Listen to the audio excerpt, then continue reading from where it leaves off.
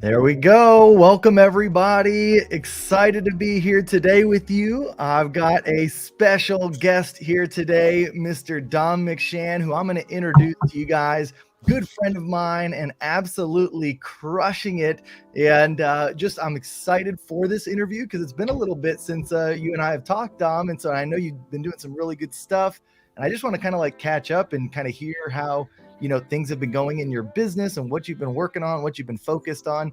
But before we do all that, let me go ahead and share a quick little bio about Dom. Dom's a Louisiana native, Army spouse, and Texas transplant, serving the Central Texas real estate market. He's an icon agent here at eXp Realty. Woohoo! Congrats! And leverages 10 plus years of marketing and education experience to advocate, represent, and educate clients through their real estate endeavors. Dom brings his charisma, confidence, and creativity into everything he does. He prides himself in being authentic and transparent. With less fluff, he likes to keep it real and 100. LSU and University of alum, go Tigers, go Cards. I love it, Dom. What's up, man? How are you doing today? I am well. Can you hear me well right now? Oh, yeah, loud and clear, loud and clear. All right. Well, yeah, doing well. Cannot complain. Getting ready for just another, spring and summer season. So excited for the madness to come, but definitely loving the excitement and where we are. That's awesome, man. Yeah, I know it's one of those things where this winter and the last like 4 or 5 months have been kind of weird, right? Like real estate wise, but I mean, I think spring and summer, it's always a good time for us as agents. And, so obviously we're all looking forward to it. But really, I think, what I'd love to do, Dom, if you're comfortable with it, is just maybe kind of like focus on, like when you were getting started and stuff like that. That's really what I want this interview to kind of be about, where, we think back to like your first 6 months and setting up a foundation. Now, I'll kind of take a step back there too and share that I know for you, the way that you came in, you were, part-time at first, which was kind of interesting because a lot of agents come through real estate part-time. But then I remember even just like, I don't know if it was a Zoom call or a phone call that we were on. You're like, I'm going full-time. Like, I'm going to do this thing now.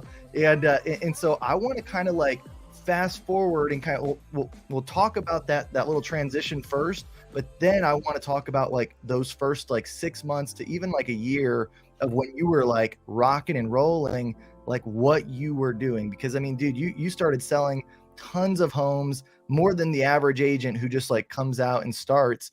And so you obviously were doing something right. And I know now, obviously I see how much work you put into this and just your passion for it. I know that's a big part of it. But welcome to the call, Dom. If you don't mind, man, just kind of tell us a little bit about your getting started, and that transition. Like, what was those first like little bit like when you were part-time, and then what was it that clicked and you're like, I'm going full-time in real estate? Right. Well, I'll share as far as just like a little bit about my journey prior to, I feel like most folks have some type of career or, journey before real estate. For me, most of my experiences were all around the marketing sales / education. So I was really passionate about the PR side as well as education, higher education in particular. And I initially started my real estate career in an effort to just get some extra income, starting off part-time. I was engaged and we were preparing for marriage and having some of our financial conversations. And I remember, having a very strong conversation. I had about $30,000 in credit card debt. And I was like, I'm gonna handle it because, I don't want us to go into this next phase of life with this type of debt, this consumer debt. So I was like, what can I do to, handle this in a very expeditious way? So I said, I'll handle it. So for me, when I first started off in real estate, success for me would have been, I paid off all my credit cards. And I was able to do that in a few months. So I was like, wow, that was a very rewarding feeling. And then from there, I think at that point, I was starting to get a bit more comfortable in the business. Business was growing, learning systems, learning processes, receiving positive feedback and reviews and so forth. So I was kind of like, I guess I'm kind of good at this, according to what they say. And from there, it was just more so, taking off. And I did have to struggle with that aspect of like stepping out as a full-time entrepreneur. So it was very consistent that after a while, I was consistently making more income in my real estate business than I was during my full-time. role, because I didn't consider myself, a sometime agent. I consider myself a true part-time agent. So every day I was working in my real estate business, just like every day I was working in my full-time job as well. But my part-time real estate business was providing more income for me and my family than my full-time job. So after a while, I just really had to, take that leap of faith and move forward and really look at for me, I looked at one, my debts, because I had paid off most of my debts. So as far as like the sense of security, I felt very comfortable moving forward, even going into, full-time entrepreneur aspects, while also recognizing that there's so much more potential if I could dedicate my full time and energy to my real estate business if I'm doing this part-time. That's awesome. Yeah. And I mean, did you notice then, like right away when you did make that transition of like, all right, like I'm going to go full time in this, like what changed for you realistically, like in those first like 3 months or so? I would say if anything that changed for me is like just having more time and capacity to invest in some of the other, just kind of, I wouldn't even necessarily say just lead gen strategies, but even just availability. Because there were some like opportunities and so forth that I know for sure I absolutely would have missed had I been at my full time role. Because there were things that happened, during the day. Folks were like, oh, they clicked the Google ad and they want to see something like today. Yeah. And so forth. And I would still try to finesse like some things like that when I was working full time, like on my lunch break or something. Like, can we be at like 12:30? And I'm like, okay, I'm just gonna skip lunch. I mean, give me a protein shake or something, and bust it out. But I didn't have to do that anymore. And I think if anything, just the mindset and motivation of like truly being an entrepreneur was very liberating. Yeah. So I really kind of, and that's where I feel like I went from just being kind of an agent on the regular standard track to like finding my own identity, like my own groove, my own, like, this is how I do things. These are my processes, refining those processes and being able to really set myself up for scalability and for more success as well. Nice, nice. And guys, real quick, because I see we got a lot of people tuned in already. If you've got some questions for Dom, if maybe you're a newer agent, just getting kind of started, or if you are even a part-time agent and you're thinking about should I go full-time, you got those types of questions, put them in the chat, put them in the comments, and I will ask Dom on air here if he'd be able to answer those. And so I'm sure he could. One of the things that I also want to focus on, because I know Dom you're like a tech whiz, man. Like, like so much about, like, I think I know a lot of tech stuff, dude. You know so much tech stuff already. And like whether it's like your CRM system, KV core type of stuff, or even just like social media, but then even like other like kind of like platforms and stuff that like are, relevant and helpful to agents that I'm like, dude, I've never even heard of that. And you're like, oh yeah, I've been using this or whatever. And I'm like, Right. nice. So, so I definitely want to, to kind of hone in on that stuff as well. But what would you say, like, again, going back to kind of in the beginning, was like some of the tech things or like just like the systems that really helped you succeed? You did mention, you ran some ads like Google pay-per-click. It sounded like was important to you. And I don't know if it still is or not, but just talk a little bit about like the tech that either started out really important and maybe it's still important to you today. I would say the one key thing that like literally transformed my business was having the KV core or whatever system, CRM system. I had a mentor tell me it's not whatever the best CRM system is the one that you use. So whatever it is, use it. If you're using it, it can be great. I chose to start out with KV core. It was included with EXP because I didn't want to increase all these expenses trying to buy the newest and flashy thing. I was like, nope, I'm gonna make it work. But I would say having my KV core set up and also my personal website, that was the big game changer. And like so many clients have shared, because it gives you a sense of identity and people feel as though they already know you. Literally, I have emails. They're like, yeah, we were browsing your website and you just seem like a cool person I wanted to work with, and so forth. And that was me when before I announced that I was an agent or anything. And I feel like that was helpful as a new agent because, again, I leaned on my prior experiences, such as in marketing and sales, and not necessarily on my sales experience, but just by having a very well-presented website, it looked like I've been in the business for a long time. So people didn't even question, how long have you been in the business or, oh, what are you doing and so forth. So just by setting that up in itself, I think that was a game changer. And I've gotten a lot of clients that share, hey, that have shared, we were considering other agents, but this one just took us to their portal with, houses, but it didn't have much about Dom and like Dom's history, Dom's background, Dom's face. And then after a while, being able to share resources is also lead generation, on top of just being able to form that connection and so forth with folks as well. So I would say that was a game changer for me. That's awesome. I don't know if you can see this, Don, but I'm actually sharing my screen now where I'm showing like your website right here, and I wanted to pull it up specifically so that way, you know, agents can see that like you do have a KV Core site, like that is like what you referenced, like where people can, you know, look at properties and all that type of stuff. But the site that I'm showing here, you know, is your site where it's showing like, you know, information about you. It shows pictures of like you with clients and things like that. And so what you're saying is that by having this kind of separate site, or I guess it technically could be an all-in-one site, but if it's an all-in-one, you got to go customize it. Like you've got to make it look like it's talking about you, and it's not just like, you know, another portal site where it's just a bunch of properties and there's really nothing for somebody to understand about you as the agent. So is that kind of, yeah. And I do have like links or references. So like if you look at like view homes, so you're still having the right underneath on the buying your next home. Yep. It will then pop up and take you to KV Core. So now you're going into, so if you have somebody, you're giving them a little bit of information, but as far as like hey, we want to look at homes and so forth, you know, directing them direct to that. And I've made some adjustments and so forth to both as well over time. I need to do some updates now, but it's that imperfect action process of like, hey, put it out there as you have time capacity, and that you want to keep things updated, but don't hold yourself back in a sense of, oh, if it's not perfect or I don't have this, I'm not gonna do anything, not have anything out there yet. Yeah, dude, I like this video that's on the background here of your KV Core site. That's pretty cool.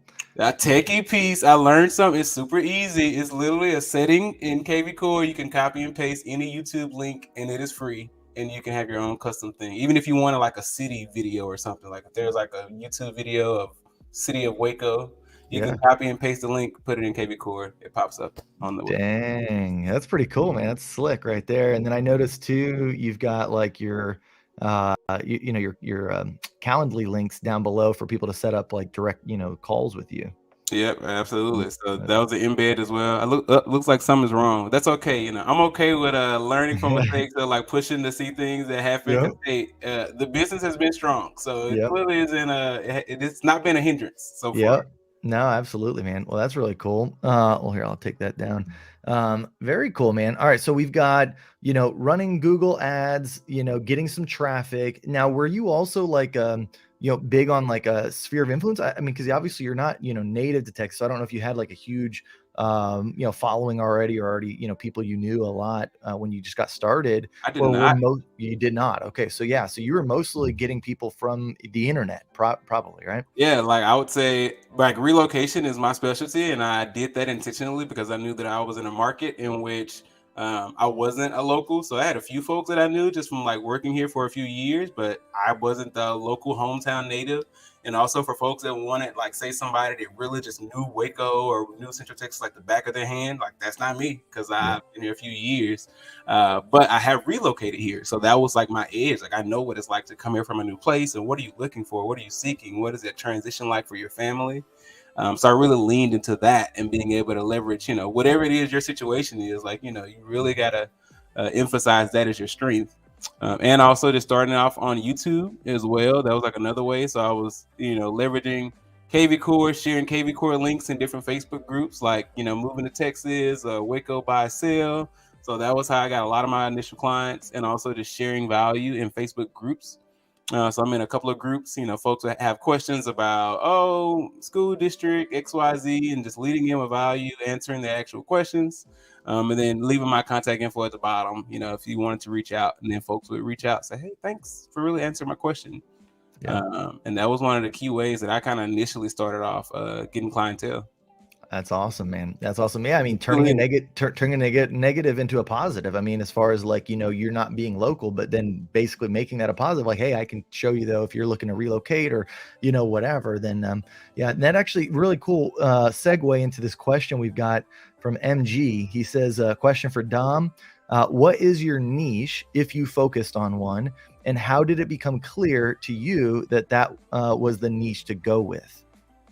Awesome. So as far as my niches are relocation, which also ties into military relocation because I'm an active duty spouse, understanding the PCS life. And I think that's just one, like an emotional connection that really makes it easy to build that trust and connection with folks. And also, like, I get it. We're on a mission. Like, I understand the process. And that also just tied me into, because relocation in general, whether it's for military or for work, does share some similarities. So that's why I kind of branched off into relocation, and then also new construction. And new construction is more of a personal thing for me, just because I feel like I'm very future oriented. So I appreciate seeing like the new things that where we're going toward moving forward. But also, it's a really great way to scale your business, because in the sense of just, selling value, for a lot of times the new construction aspects, including warranties and even like some customizations, are really great. And for me, I have to think about the long-term aspects of me as an agent, because I am still, my spouse is still active. So I might not be in my market, say 2 years from now. So I don't want to tie myself to a brand that's localized, because I might be in Georgia in 2 years. So I need to be able to have my business portable. I can still be the same great agent, swap out that license. I'm still going new construction. I'm about to go meet all of the new builders, drop some YouTube videos, and my relocation process is the same. So Don McShan is moving, whether I'm in Texas, Georgia, Florida, wherever. And that for me was very key in honing in on what my niche is. And then when working with clients, I really utilize my emphasis on my education and counseling background, because so many clients are like, you just make it seem like so calm, like it's okay.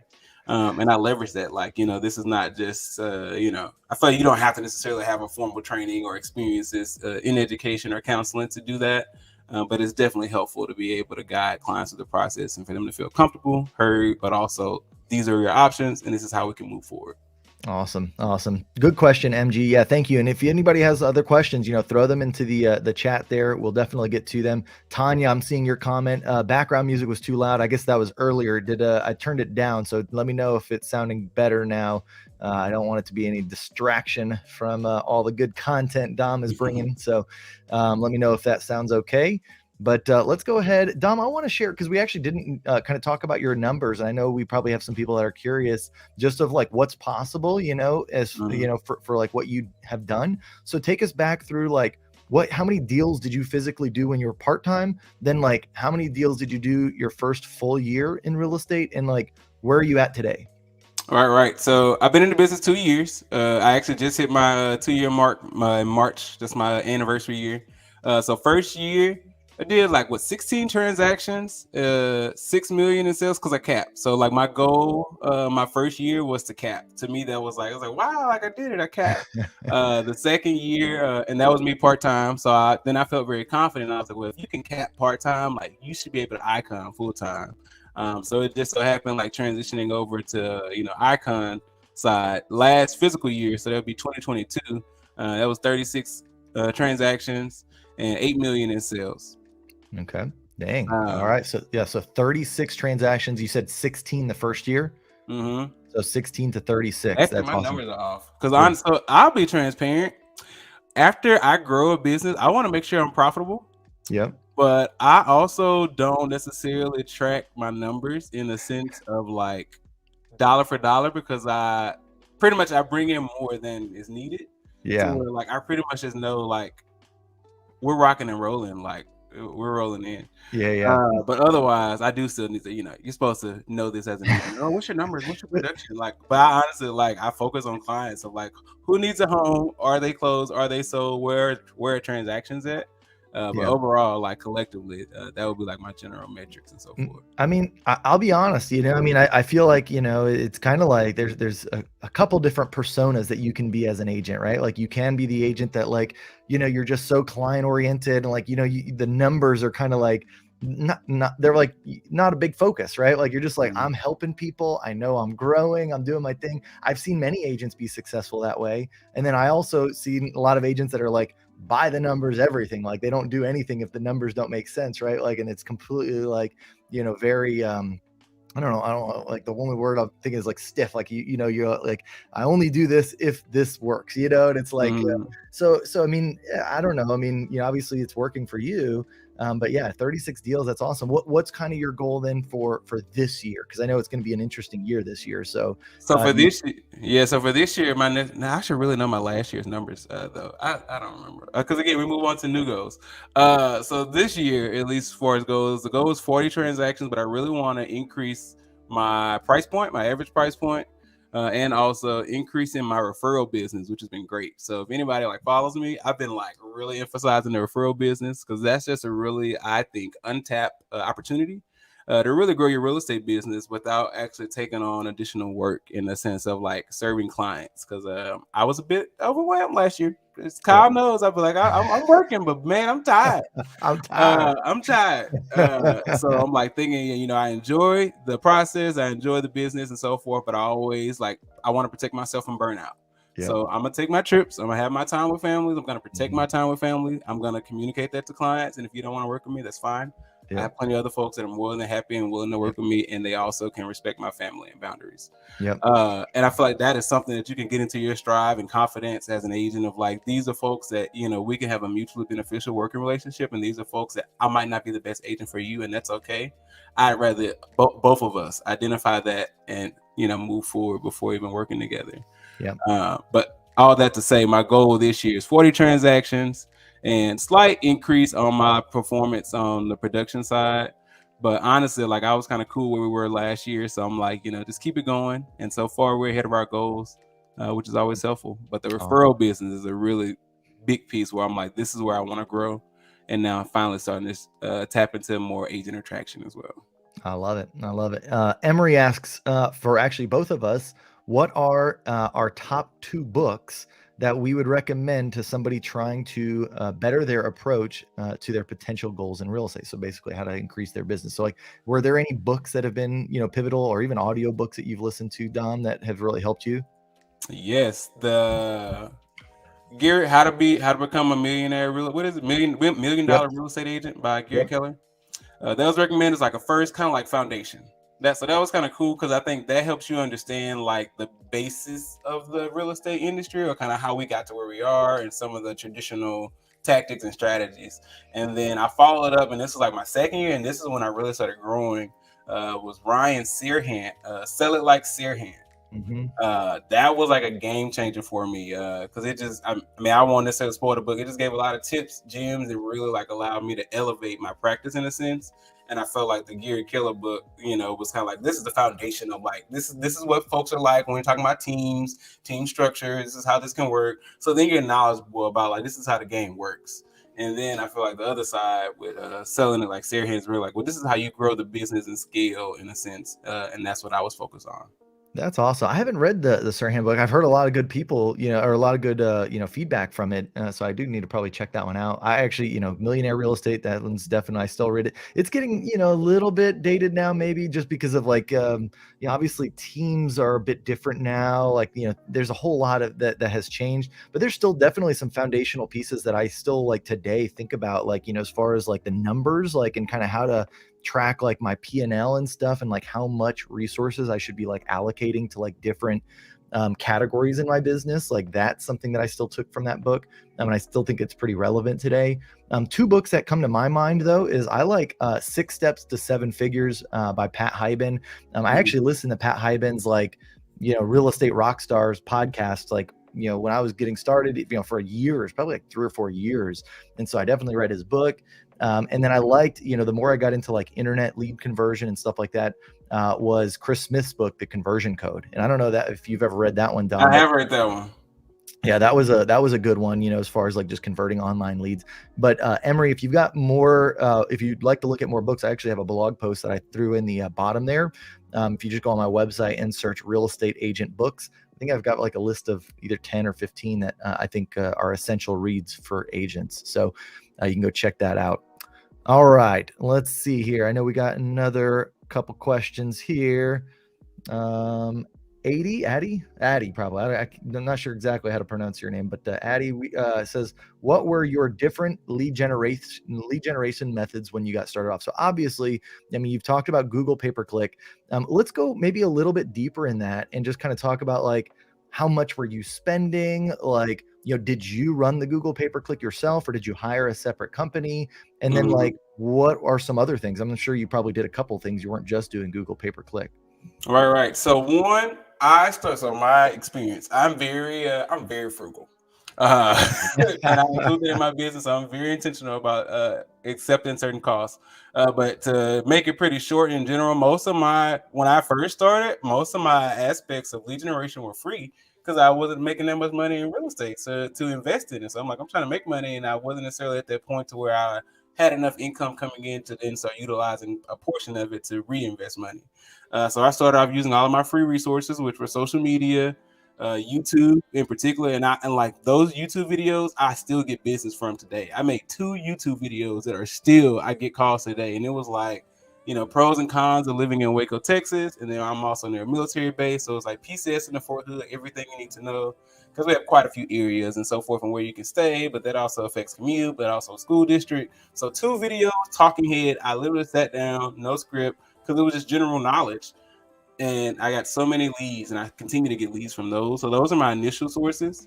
As I expanded, and like when I did go into the icon year, I would say my lead gen sources, I pretty much started signing up for all type of platforms, even if there was a referral fee. And I think that was a difference that got me to icon status. So UpNest was one. And again, like most of these platforms, they do charge a referral fee. I mean, you're talking anywhere from 25% to 35%. But if you look at it from an opportunity standpoint of like, if you can get that, if one individual say is a 35% referral fee, but then you provide good service and they refer you to other people, or then they recommend you, or then they'll leave a review. And now like you have this sense and this aura when it comes to your branding of like, he is out here killing it. Now some people be counting your money, and it's like, I didn't make that much. I'd be like, it was this much, and then you cut this, split this, whatever. But I would say my strategy going into them, especially my second year, I signed up for every single platform that was free, and I could sign up, upload it, did my full profile, uploaded all of my transactions, whatever they asked for as far as their rankings.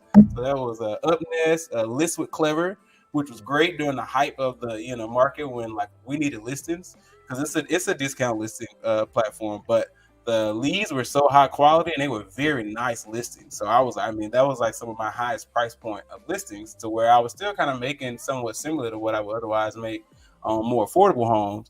And now I'm branding myself and I'm associating myself with higher end homes. And if you really tap into it, now you can also tap into, other sellers in that particular neighborhood and show like, hey, I've been selling in your neighborhood, and that's when you get your value. But List with Clever, UpNest, Fast Experts is a new one that I've recently joined.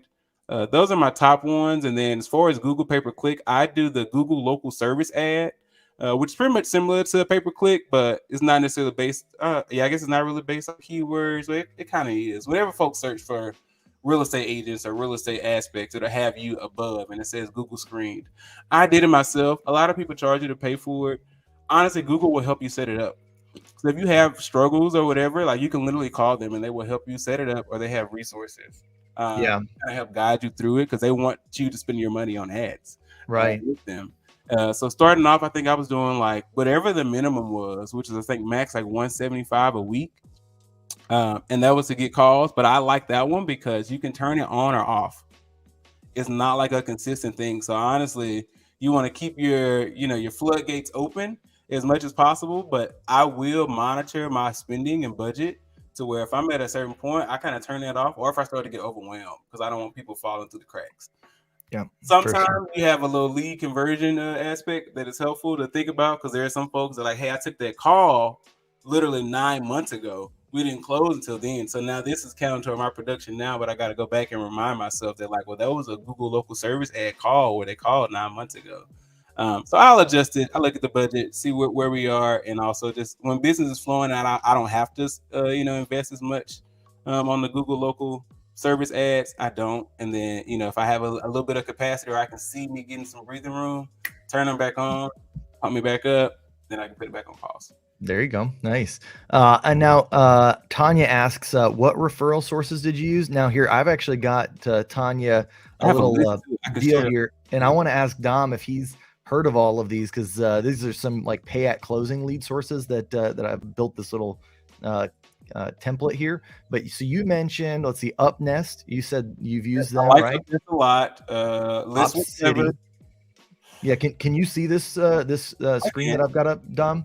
Mm-hmm. Yeah. So which of these have you used, and which, like, are there any that you'd be like, oh, definitely stay away from these, or like any that you're like, these ones stuck out?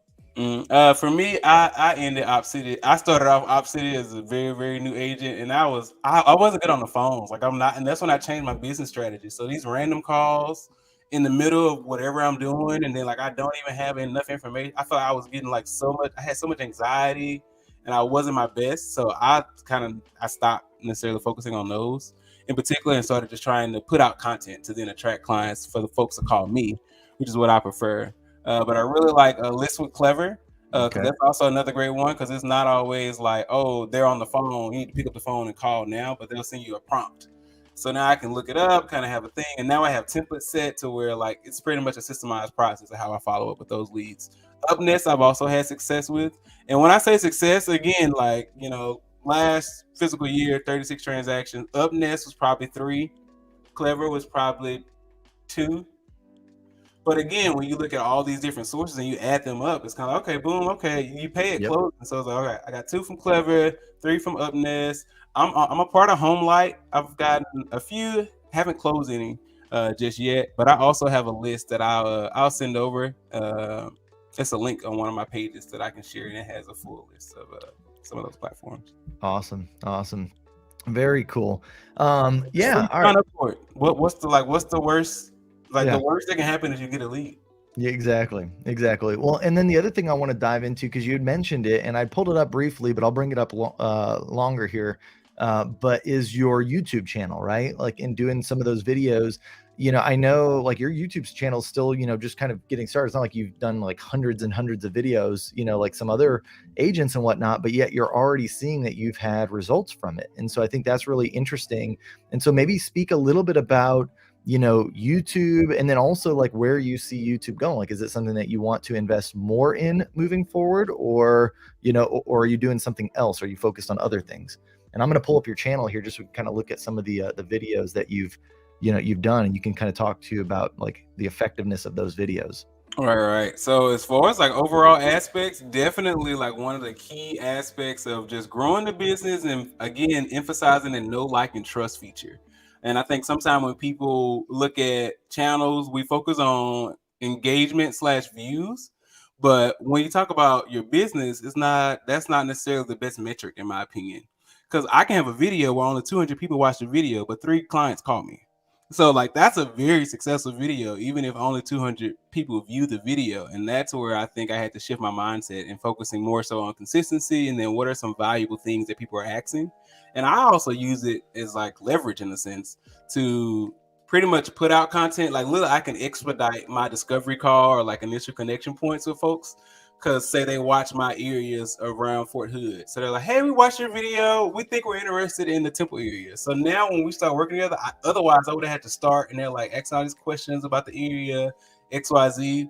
But when they've already viewed the content, I feel like they're already kind of ahead of the curve in a sense, which is good for me in my business.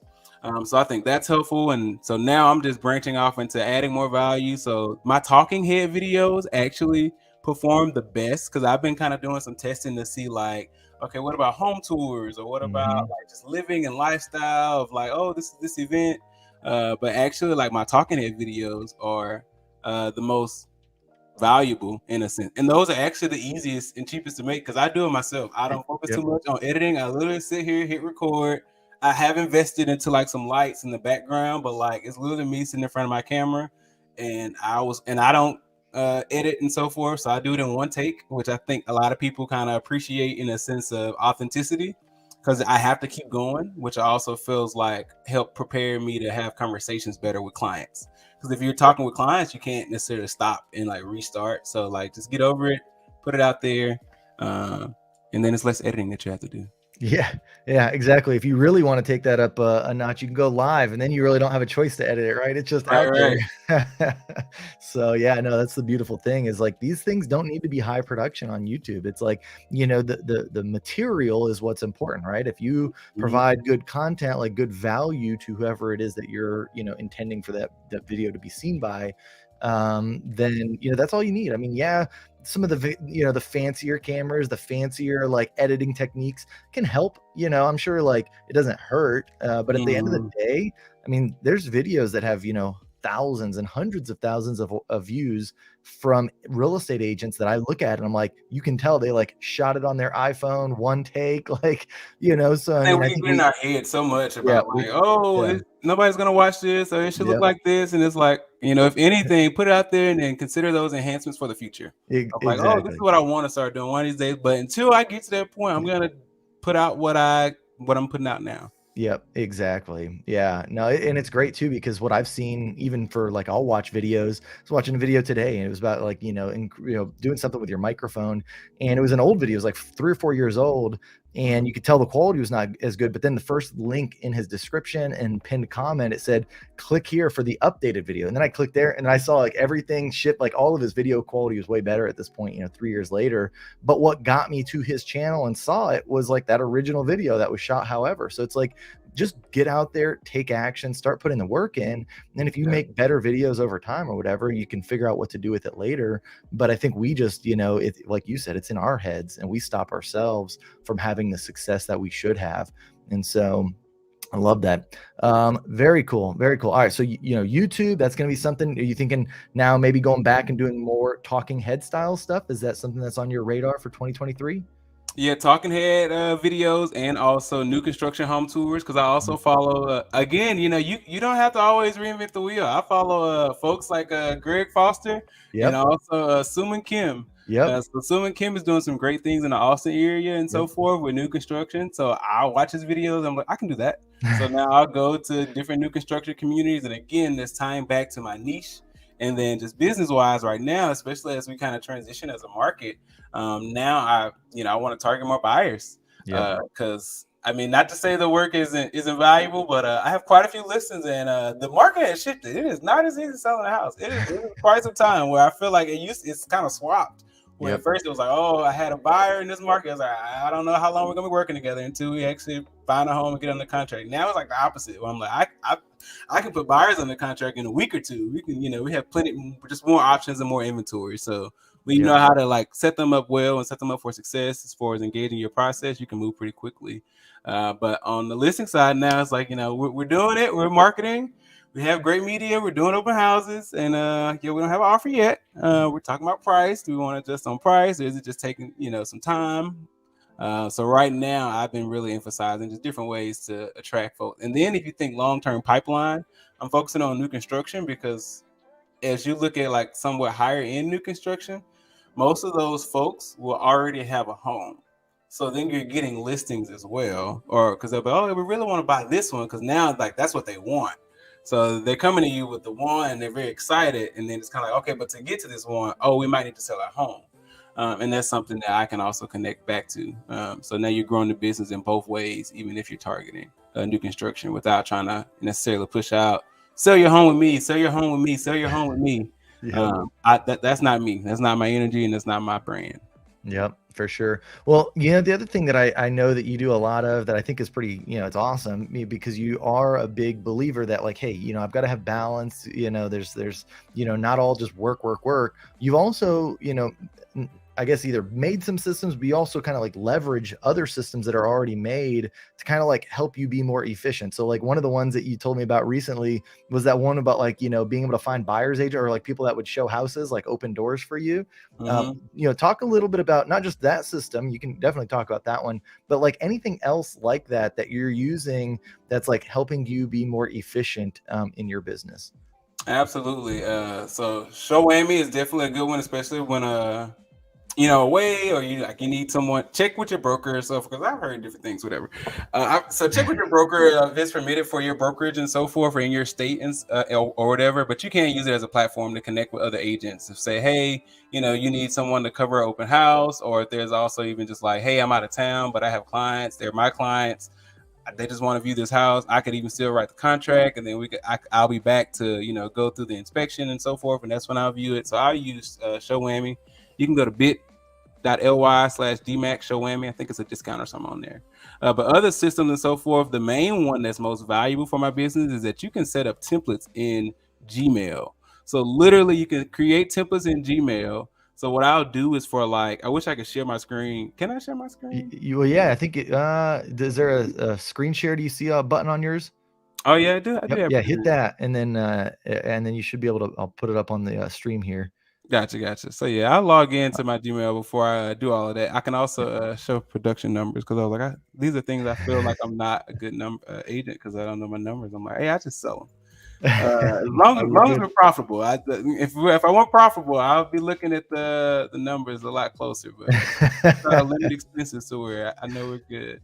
Yeah, that's right. When things are good and the money's rolling in, man, you don't really need to look at it too much. But when it starts getting tighter, you're like, Yeah, I oh, was like, yeah, I'm watching. yeah, Okay, so I'll share my screen, but I would definitely say, as I'm talking, just to be, valuable. Gmail templates are one. I also utilize Asana just in general for like checklists and even just like certain verbiage that I want to refer back to when it comes to responses or like even comments on social media and so forth. So I'm not always recreating those. And even templates when it comes to my social media, signature in a sense of like, hey, call me here, contact me here. This is my information. But specifically, the Gmail one is probably one of the most valuable to me, and I'll show you all why. So I will present. There we go. While he's pulling that up, guys, if you haven't already yet, give this video a like. And if you're not subscribed to the channel, make sure to subscribe to the channel. We go live every Tuesday with either a piece that I do, a little training piece, or I'll have an interview from an agent that is doing big things. And so definitely don't want to miss that. And I appreciate you being here so much. We've still got a lot more to cover, so definitely stick with us. And I see here it is live. There you go, Dom. Good So to share. boom. Yep, there we go. This is a key right here. So and this is any Gmail. This isn't like a paid anything. So this is just Gmail. You start off and you create it as a draft, and then I'm not gonna even go into details. You can look it up. I just want to be valuable for the video. But I save all these templates and so forth. So as soon as I get on the phone with a buyer, hey, we talk, especially when you get them from different lead sources. You want to get on the phone, speak to lead. Hey, how you doing? I'm so happy to talk to you. XYZ, you have your spiel, blank, blank, blank. So what are the next steps? So I'm going to send you an email with some resources and XYZ, and then we can go ahead and get started. So typically, if they're not pre-qualified, I say, hey, I'm going to send you some resources. And I have these linked to my Google Drive. Because at first I was doing it to where I was attaching this to every email. And then I was like, well, I'm still doing stuff and I don't want to do as much. And now I have a virtual assistant. So my virtual assistant's doing stuff, and then he might forget to attach something, but he can absolutely, hey, this is the lead, this is the email, send them this template. He can do that like completely, with no issue and so forth. So just leveraging that. So being able to utilize things like this, and you can set them up for whatever. And I have the same thing set up for sellers. So if I get a new seller lead and so forth, I typically start off with some type of follow-up in regard to I give them a preliminary CMA. But in general, just one aspect of the business in general is utilizing templates and so forth, such as this, throughout your overall process. Even when it comes to like listing timeline, hey, we signed the listing agreement. I was at the house. I need to follow up. I send the same thing. I just change out these dates. And all of my sellers are like, wow, this is so great. This is so professional. Like, you are on it. Check. It was a template. And check and bust and move. So I would say that's one aspect of just growing the business and learning how to utilize your CRM system as well as much as possible. Dom, before we move into CRM, we have a question about how you actually how do you physically set that template up? Like, was it like you made it in a draft one time and then you just like right click something, or is there a button that you did to? Yeah, you go test. I think it might be a setting thing that you have to turn on Google, but no, really. Okay. Template, and then draft, whatever, and then you click the little 3-button thing, and then you go to templates, right? And then you scroll at the bottom and you say save draft. Oh, that's okay. Yep, that's it. All right. Yeah, I saw where the templates were that you were selecting, but I didn't know how you actually saved them as the template the first time. So okay, so that's there. Yep. So you save it, and then you would save as a new template. Gotcha. Okay, but you're not sure if that is like a standard option with Google with Gmail, or if that is something that you have to turn on for the first time. Is that what you were saying? Correct. So I know it's free and included. It might just be like literally something that you toggle, like turn on templates or something. But if you search the settings, you can see turn on templates. It's definitely something that I would recommend for most. And then utilizing automations when it comes to campaigns and so forth. So like for me, KV Core is a great autopilot when it comes to like certain leads, sending lead sources and so forth there, and being able to also have automatic follow-ups and so forth via the campaign until they engage. So and right now, again, just thinking about imperfect action, I use the standard KV Core conversion campaigns, which in my opinion aren't the best, but they have actually been effective. Like, there are absolute leads that would have fallen through the cracks had I not had those in place. So it's definitely something to, at least until you refine it to what you want, how you would prefer it. I appreciate those. And I also set up behavioral alerts for folks that are viewing. So if, say, somebody views homes, 5 times within a certain period of time, it'll send them a follow-up or automatic text message from my smart number to say, hey, I see you looking at homes. Did you have any questions, or did you want to view any, and so forth? So again, utilizing those as tools to automate and kind of systemize your processes.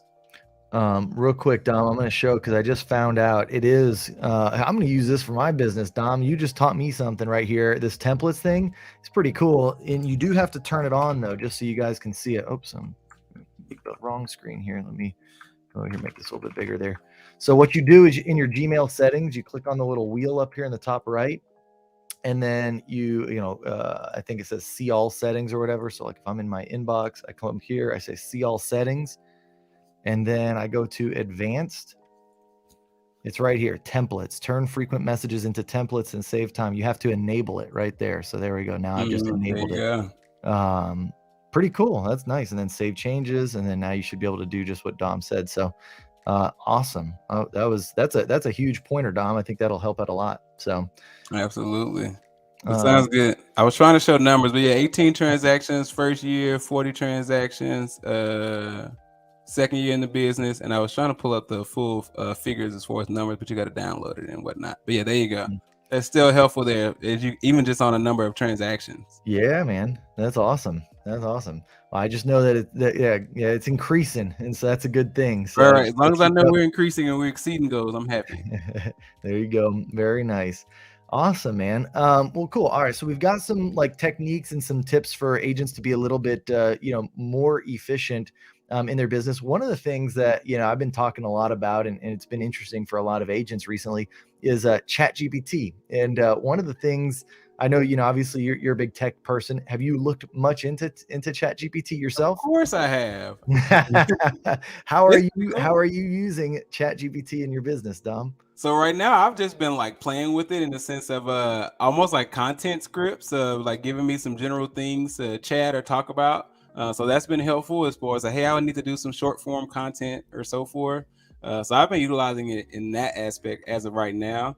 And otherwise, I've been like researching and watching videos for how other people are utilizing it in their processes. And for me, honestly, I think that's more of a benefit and like an encouragement to get on video even more, because when it comes to like text-based information, we're getting more into an age to where like people don't even know if this is a real person anymore. Like ChatGPT writes better than most, probably me. So it's like, okay, what makes me different, and how can I add more value, or what's that different emotional piece and connection? So I think it's finding ways to utilize things like that to leverage it to advance you, but you remain the face. So that's like one thing that I'm thinking about, how to use it in my business. Yeah. So instead of me researching or coming up with some cool topics and XYZ, if I can put it in ChatGPT, but cool, got it. Cool. What are we talking about today? Today we're talking about the top 3 things to whatever that ChatGPT provided. Exactly. Yeah, I'm telling you, man, it's only gonna get more powerful. Like the fact that I know there's some different like CRM systems and different just like lead generation systems that are incorporating like ChatGPT specifically into their auto response. So like basically allowing you to have conversations with potential clients right away that are actual good conversations. Like, the ChatGPT can actually hold a conversation. You may not know, if you're just on the other end of like a chat stream or something, that it's not an actual human agent. And then that ChatGPT like CRM system or lead generation system will bubble up any leads that are really, responsive and giving the right responses to you as the agent.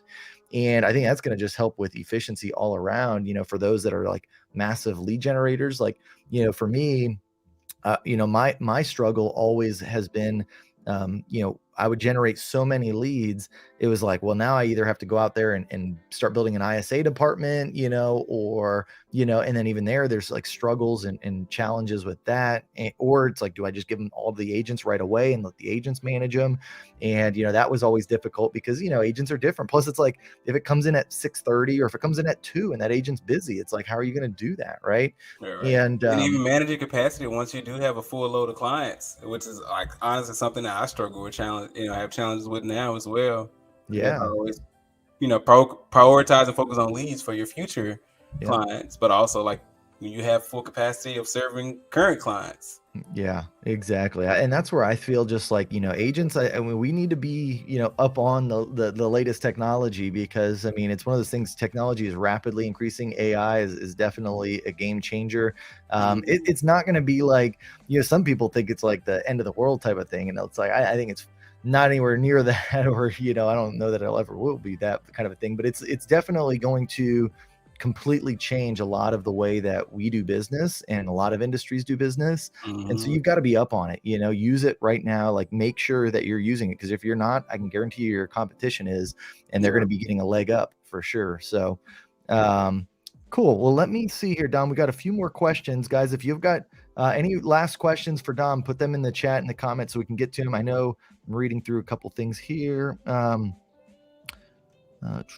about tools and technology, even the templates for offers, and even like buyers rep packages and listing packets and so forth, whatever documentation form that you all utilize, like I have all that set up on templates. So like I can literally change names and addresses, and I have a buyer's rep agreement set up along with disclosure. So everything is already done on the front end when I first start working with folks, and I'm not following up to get like, compliance docs and so forth. And is that's on, or you're not talking on Gmail, that's on something different you're using?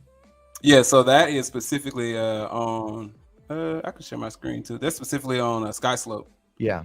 Which is provided through EXP, but you can also, I know, what's the other one that Dotloop just provides? Are you talking about Dotloop? Dotloop is one. It's Lone Wolf. Lone Wolf. Yeah, that's another one. Yeah. But yeah, so most platforms do it, but like I'll have it set up, and this also like helps you not make contract mistakes. So like if there are any type of addendums and like those check boxes for, is this an HOA? Is it not an HOA? I have all of this set up, and like specifically when it comes to growing the business, the biggest ones that are most helpful are the required listing packet disclosures and my Texas disclosures and buyer's rep agreement. Because that, if I'm going speed to lead and I need to have a listing, have a listing appointment coming up, I already have all of this kind of prepared. I can fill in some names and so forth, and then we're rocking and rolling, put in the actual physical address, and all of my, standard listing terms and details are already there. So I can go rapid fire to either send this via email, or typically when I go on listing appointments, I print it out so we can sign in person together. Nice. Now, Joanna says zip forms is the other one too. Yeah, whatever you use, just make sure you have like all type of templates set up to expedite. Yeah, 100%. Like I've always used zip forms. That's the one I'm familiar with. So, but Dom, are you saying, because I don't use SkySlope, I use zip forms, and I have SkySlope. I have to turn all my stuff in through SkySlope, but I don't use it in the way that you are, where you're like got all the templates. Do you don't have to use anything else for your paperwork, like contracts and stuff like that, other than SkySlope? Are you like importing anything in? Do you have to export anything out if you want like a digital signature, or are you using SkySlope for all of that? No, SkySlope does all of that, and I just like the interface of SkySlope, so that's why I appreciate doing it all together. And then there are certain ways in which, like, once you do start a file and say SkySlope, it will pull the information. So, like, if I start a listing packet and disclosure, but then for us, then you have to go into SkySlope to submit your listing. SkySlope will already pull the information because you already you sent the packet, so it'll already pull the info when you go to do a new listing. It'll literally ask you, hey, you put in the address, it's probably going to be this person's name that you just sent over, probably going to be their contact info. So at that point, you're just clicking. So again, you're kind of expediting your process to avoid, oh, I sent it on this, and now I got to download it from this, and I have to add the information to this, and so forth. So leveraging aspects in that regard too.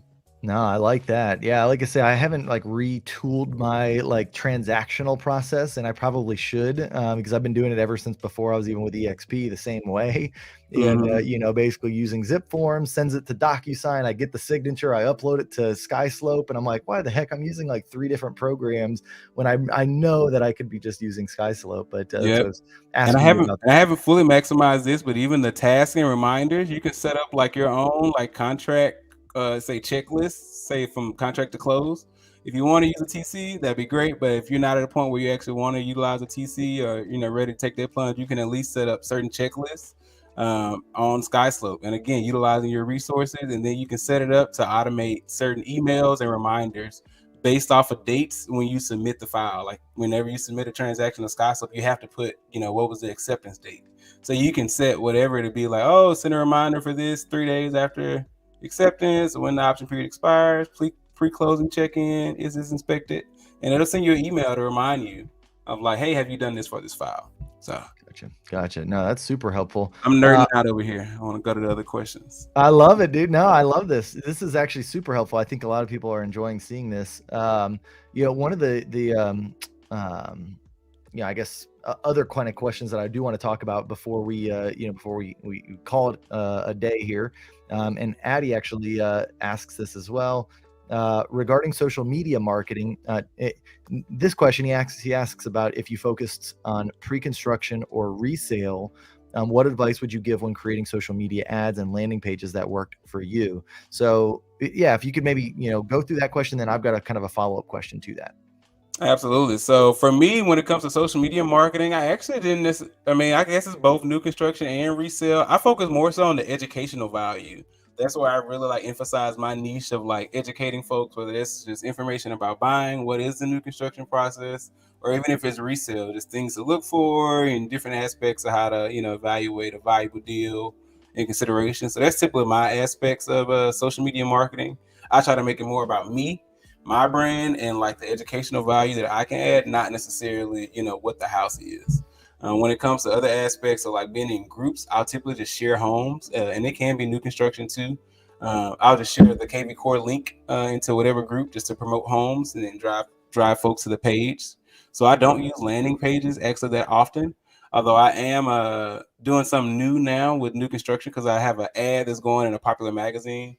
But I wanted to make it a bit more interactive. So I have a QR code that's like a download my new construction guide. So the ad, because it's so many agents and brokerages in it, but they're all just like, we're a team, and it has the picture of the agents. And I was like, okay, what does that do? If you're competing against so many other folks. But for me, I was like, looking to build or have questions about building, contact your new construction specialist. So it's leaving it broad, it's open, and then I pretty much have contact info and also like a funnel.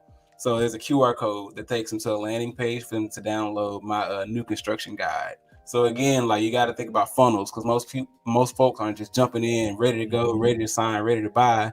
They might just have questions. So like leading, hey, if you have questions, let me know. DM me your questions. So that's my focus. I love it. And so now as the follow-up to that, what social media platforms are you finding that you're mostly on? Like if you, any given day, like give me a ranking of like, I'm mostly spending time on this, and then when I have extra time, I might, do these. Right. So I would say Facebook is the most valuable, like for my business still to this day. I don't necessarily like being on Facebook. I typically get in and get out. Post whatever I'm gonna post. I might scroll, but I try to like, because it's easy to go down the funnel on social media. So I post what I'm gonna post or schedule it, so then I don't even necessarily have to engage and get distracted. But my most common platform is Instagram, but I think that's just a personal preference. I just like Instagram itself. But it's definitely helpful on more so the engagement aspects. And I have gotten some deals and so forth from Instagram. It's not a whole lot, but they definitely help when it comes to like staying top of mind. And that's where like you have to change your mindset. And I was in an EXP training where somebody shared this, and it was like, think about social media as your billboard. So that doesn't mean like every post that you make is going to be like a transaction, but it's like people will start to associate, and they even like mention it when they see it. Like, I know you killing it in real estate. And I was like, how do they know that? Otherwise, I'm just, being a secret agent. You can't be a secret agent. So when people do have questions, and now that's helping me with referrals, because folks are like, hey, I just know Dom does real estate. I live in Georgia. I just have questions. Let me hit up Dom because I know Dom. And I'm like, yeah, let me connect you with the agent XYZ. I want to make sure you're well taken care of XYZ.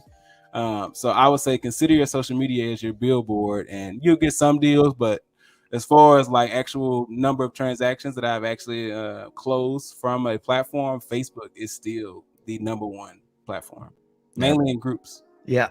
Well, and and I was just about to talk about that because you mentioned earlier in the call about groups on Facebook. I think a lot of times we just think of Facebook as like, oh, like my timeline, or like connecting with the people that I already may know on Facebook that I'm already friends with. That is one aspect of it. I mean, that is an important aspect. But if maybe you don't have a lot of friends or a big, group of people that are local to you already in your, in your network on Facebook, then you got to do something else, right? And that's where you're talking about groups. And so what do the groups aspect look like for you? And did you start your own group, or are you mostly going into other people's groups and like contributing to them? I go into other people's group and take over. Yeah. But in a sense, like lead with value. But like for me, by the time I got in, the most popular groups, they were already like active and help, like, so it's like, yeah, I can start something new, but you already have a group that's already developed. So why not tap into this group that's already there? People are already engaging and so forth. So that's my typical value add, both real estate and non-real estate. So like the real estate ones, like, Waco buy and sell, I share listing links every single day.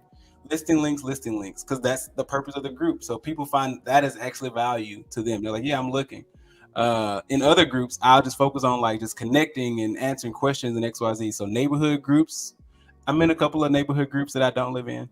But I don't push sales at all. At that point, you're just providing value. So people have questions about solar panels.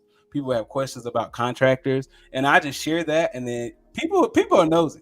People will look at your comment, and then people will look at your profile. I've gotten clients. They're like, "Hey, you responded on a comment, and then I seen on your profile you're a real estate agent. We're actually thinking about buying an investment property, and I have acquired a client and closed them from leading with value in a comment like that."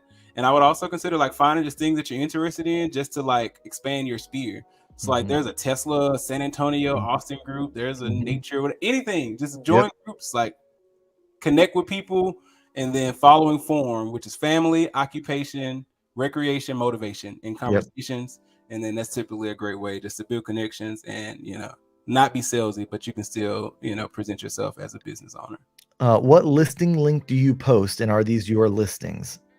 So I typically do my listings, EXP listings, but you can also share. I mean, you can check in and get approval. It's been a contested debate across Texas about sharing links, because they go to the KV Core site, which is your IDX site, which also does have the the listing brokerage and so forth. But I utilize the KV Core links, and I'll just share the links, because apparently there's this gray area where once you're like adding comments or whatever, you have to get permission from whatever agent or brokerage. But I'll typically connect with most agents, and most agents are saying like, "Share, that's fine. I want to sell the house. Bring me a buyer." Yeah. I've only had one agent and one brokerage is like, "Don't share our listing," and I was like, "Okay, great representation to get your seller's house." So exactly right. Now, also the other thing about groups is, have you ever been kicked out of a Facebook group? Because like, here's the thing: is like, you got to like push the limits a little bit, right? And you might ruffle some feathers each time you do that. But like, and I think if you're too scared to do anything, to put yourself out there like on these groups, then you're not going to get the traction you're looking for. So talk about that. Like where do you draw the line? Like how do you know that? Right. I would say primarily focusing on adding value and understanding the niche of the group, and even like looking through the group to just like engage. So no, I've never been kicked out of a group, but I feel like I'm pretty intentional to like, but I'm also not a spammy person. So like, I'm like, if you want to work with me, come work with me. Here's a house. We're in the group. Y'all say y'all looking for houses. I just shared a house that's available for sale. If you have questions, contact me. Or otherwise, and I think where it really differs is when you're not in a real estate group. Like, do not keep bringing up real estate stuff. So you gotta so I'm not talking about real estate in the Tesla group. I'm talking about connecting, but like it just happens organically. So just focus on building relationships and not let the real estate or the occupation come up afterwards. So even the conversation following form, ask people about their family, because you're also getting information about their family, which might lead to good clues as far as like their real estate needs. Hey, we're expecting another child, XYZ. That might be, you might need to upscale or upsize. Then going into asking them about their work, asking them what do they like to do for fun, and then that's also typically most people will ask you, well, what do you do for work? Right. And that's your opportunity. Got it. Well, Dom, thank you so much, man. I really appreciate you. You've dropped some amazing knowledge on the call here today. And guys, if you got a lot of value out of this, let Dom know. Throw something in the comments down below, and give this video a like. But then also go subscribe to Dom's YouTube channel. It's at Central Texas Living, at Central TX Living. And then also, if anybody wants to get in touch with you, Dom. Maybe they got further questions. Maybe they're looking, for just somebody that you can kind of, partner with or know more about. How would you recommend they do that for you? Absolutely. Feel free to shoot me over an email, dmac@dommcshan.com. dmac@dommcshan.com. That's easy peasy. All right. Well, good stuff. Well, Dom, thank you again so much.